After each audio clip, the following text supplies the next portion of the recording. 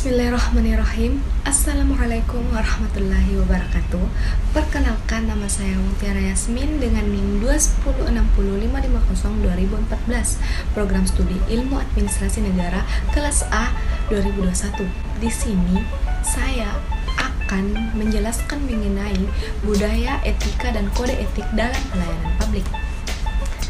Nah, sebelum masuk di dalam materi, kita harus mengetahui pengertian budaya. Budaya adalah suatu cara hidup yang berkembang dan dimiliki bersama oleh sebuah kelompok orang yang diwariskan dari generasi ke generasi. Di dalam suatu budaya, ada yang disebut juga dengan budaya pelayanan, yang dimana budaya pelayanan adalah suatu nilai, kepercayaan, atau kebiasaan yang dianut oleh suatu kelompok secara turun-temurun mengenai perilaku pelayanan kepada konsumen pelayanan. Perlu dijadikan budaya dalam rangka mencapai tujuan organisasi. Membangun budaya pelayanan dalam organisasi merupakan salah satu upaya untuk meningkatkan kualitas pelayanan. Nah, ada 3 manfaat budaya pelayanan, diantaranya 1. Kerangka kerja yang menjadi pedoman tingkah laku sehari-hari anggota organisasi. 2. Membentuk pemahaman terhadap sikap atau perilaku yang seharusnya diterapkan. Dan 3. Mendorong sifat pelayanan yang terstruktur atau spontan. Nah, sekarang kita masuk di hubungan etika dengan budaya. Sebelum kita lanjut, kita harus mengetahui terlebih dahulu apa itu etika. Etika merupakan standar moral yang menyangkut baik, buruk, dan salah atau benarnya seseorang. Etika pelayanan publik terdiri dari penerapan etika dalam proses memberikan pelayanan kepada masyarakat. Hubungan budaya dan etika dan kebudayaan itu tidak dapat dipisahkan. Keduanya saling melekat dan saling melengkapi satu dengan yang lainnya.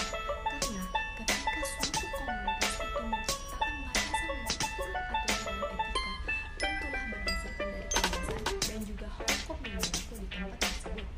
Karena terkadang suatu etika itu tidaklah berlaku sepanjang masa. Terkadang terjadi pelapusan dan pemudaran nilai-nilai etika. Budaya dapat mendorong terciptanya perilaku etis atau sebaliknya, dapat pula mendorong terciptanya perilaku tidak etis. 1. Terciptanya budaya perusahaan secara baik. 2. Terbangunnya suatu kondisi organisasi berdasarkan saling percaya. Dan 3. Terbentuknya manajemen hubungan antar pegawai. Nah, setelah mempelajari hubungan budaya dengan etika, sekarang kita juga harus mempelajari prinsip-prinsip etika pelayanan publik. Di antaranya, 1. Jujur atau dapat dipercaya, tidak berbohong, tidak menipu, mencuri, dan curang. 2. Integritas atau berprinsip, terhormat. 3. Memegang janji atau memenuhi janji, serta mematuhi jiwa perjanjian sebagaimana isinya. 4. Setia atau loyal dan taat kepada kewajiban. 5. Adil dan memperlakukan orang dengan sama. 6. Perhatian atau memperhatikan kesejahteraan orang lain dengan kasih sayang. Serta hormat atau orang yang etis memberikan penghormatan terhadap martabat manusia. Nah, sekarang kita masuk di materi kode etik pelayanan publik. Sebelum kita membahas tentang kode etik pelayanan publik, kita harus mengetahui terlebih dahulu apa itu kode etik. Kode etik pelayanan publik dimaksudkan sebagai pedoman bagi penyelenggara dan pelaksana pelayanan publik dalam bersikap, bertingkah laku, dan berbuat dalam melaksanakan tugasnya. Di dalam kode etik pelayanan publik, 1. Rakyat adalah berdaulat dan mereka bekerja dalam instansi pemerintah pada akhirnya bertanggung jawab kepada rakyat.